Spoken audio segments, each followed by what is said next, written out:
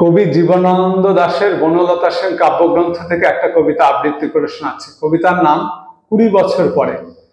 আবার বছর 20 পরে তার সাথে দেখা হয় যদি, আবার বছর 20 পরে, হয়তো ধানের ছড়ার পাশে কার্তিকের মাসে, তখন সন্ধ্যার কাক ঘরে ফেরে, তখন হলুদ নদী নরম নরম হয়, স্বর কাশ ওগলায় মাঠের ভিতরে।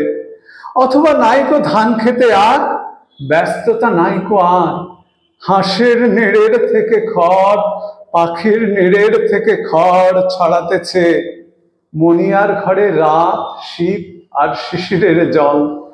জীবন গিয়েছে চলে আমাদের 20 বছরের পার।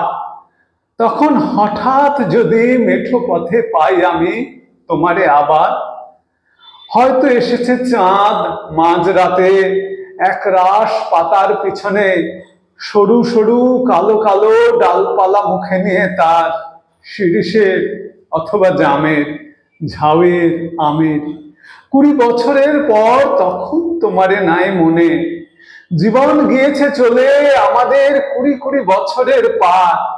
তখন হঠাৎ যদি দেখা হয় তোমার আমার, তখন হয়তো মাঠে হামাগুড়ি দিয়ে পেঁচা নামে, বাবলার গলির অন্ধকারে অসথের জানালার ফাঁকে কোথায় লুকায় আপনাকে, চোখের পাতার মতো নেমে চুপি কোথায় চিলের ডানা থামে, সোনালি সোনালি চিল শিশির শিকার করে নিয়ে গেছে তারে।